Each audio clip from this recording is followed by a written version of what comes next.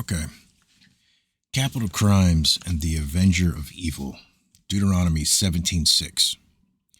Genesis 6 describes the near unimaginable condition where the entire earth had become corrupt and all the flesh, both man and beast, had corrupted their way. Everything had become so corrupted and was so full of violence because of them that the end of all flesh was at hand. God decided that it was necessary to destroy them with a great flood and preserve what he could.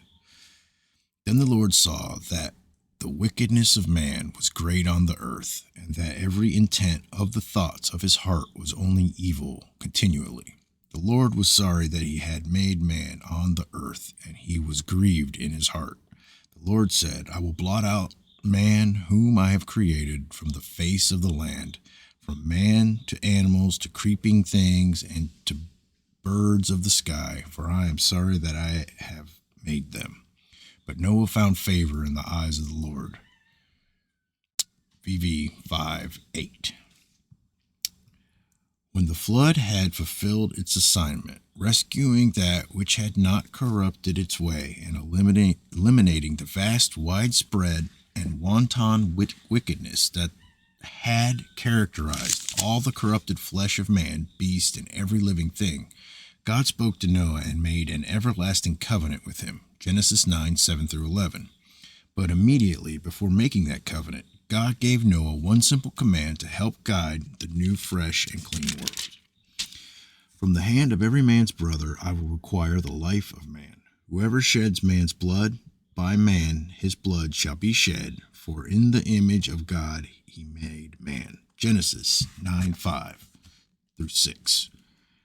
God was very clear. Certain crimes against mankind were so heinous that they required the forfeiture of the life of the offender. From that time forward, it became a specific responsibility of civil government to protect innocent life and punish those who abridged that standard.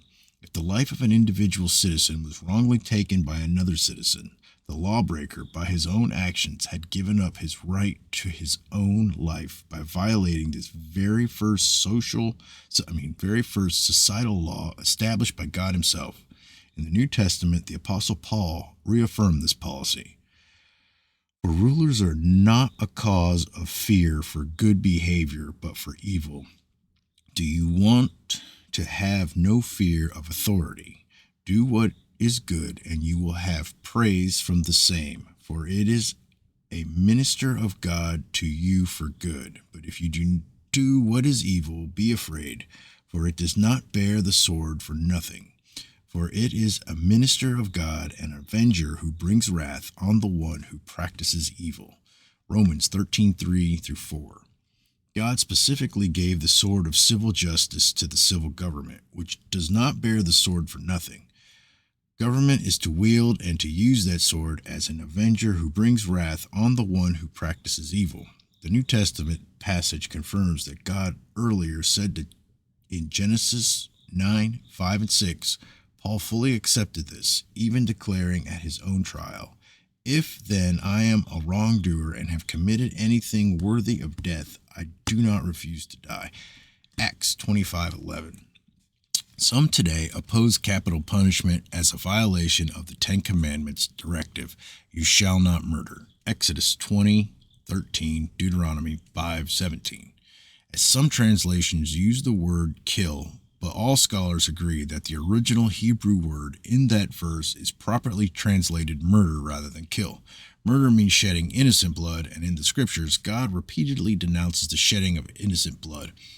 But capital punishment is the shedding of guilty blood, and therefore does not come within the scope of that commandment against murder.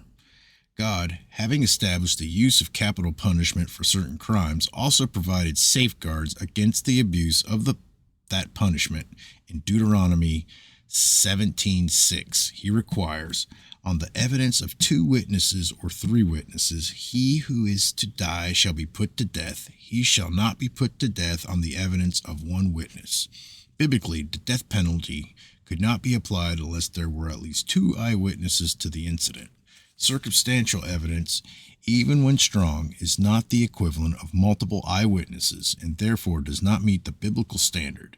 Interestingly, However, the Bible long ago acknowledged a specific eyewitness that only in recent decades has become recognized in American courts. Recall the account of Cain's murder of his brother Abel from Genesis 4:8 through 10. When God asked Cain where his brother was, and Cain lied, God specifically confronted him with the declaration, "The voice of your brother's blood is crying to me from the ground." Blood cries out. Blood has a voice. How can that be? We know now that DNA has a voice, that it serves as an eyewitness to specific crimes, just as when it cried out to God about Abel's death. The voice therefore biblically qualifies as one of the 2 or 3 eyewitnesses needed to secure the death sentence in a capital crime. Requiring 2 eyewitnesses before the death penalty can be applied in a genuine safeguard. There are certainly perjurers who will lie about an incident in order to harm someone, but it is extremely difficult to get 2 perjurers to tell the same lie about the same event.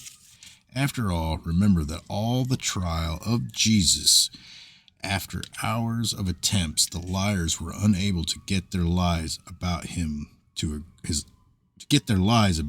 agree. Mark 14:55 and 56. Intentional cold-blooded murder was a crime that historically was always considered worthy of death, as in Genesis 9. But treason was another crime to which the death penalty was universally applied. Why? As explained by U.S. Supreme Court Justice Harry Brockholst Livingston, a military officer during the American Revolution appointed to the court by President Thomas Jefferson. Treason not only holds a conspicuous and generally Treason not only holds a conspicuous and generally the first place in every catalog of crimes, but is almost universally punished with death. Government is so high a blessing, and its preservation and support are so essential to the welfare of every member of the body politic, that an attempt at its subversion has ever been regarded a most aggravated offense. Founding Father Noah Webster agreed, declaring, "Treason is the highest crime of civil nature of which a man can be guilty. Why would treason be a greater crime than murder? Because treason typically resulted in mass murder. It opened a nation to foreign invaders who could only seize control by killing enough inhabitants to force the nation to relinquish itself to the conquering power."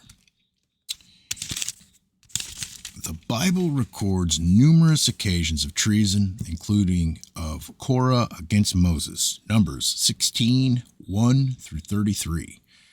Rahab against Jericho, Joshua 2:1 through 21. Absalom against King David, 2 Samuel 15. Jeroboam against King Rehoboam, 1 Kings 2:16 through 19. And many others. Throughout the Bible, the penalty of treason was consistently death. See, for example, when Mordecai uncovered the treason in Esther 2:23. Recall, too, that Jesus was crucified for treason.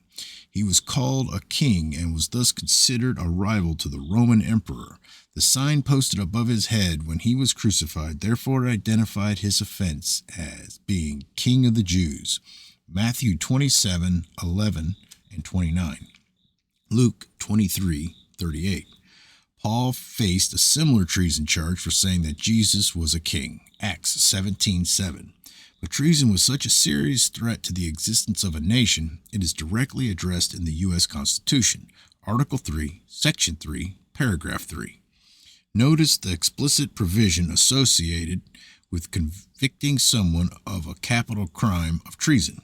No person shall be convicted of treason unless on the testimony of 2 witnesses to the same overt act, or on confession in open court. Significantly, the Constitution did not allow the death penalty to be applied to this capital crime unless there were 2 witnesses to the same overt act. The identical safeguard set forth in Deuteronomy 17:6, Article 3, is another of the many clauses in the Constitution that incorporates specific provisions from the Bible. I think that's it.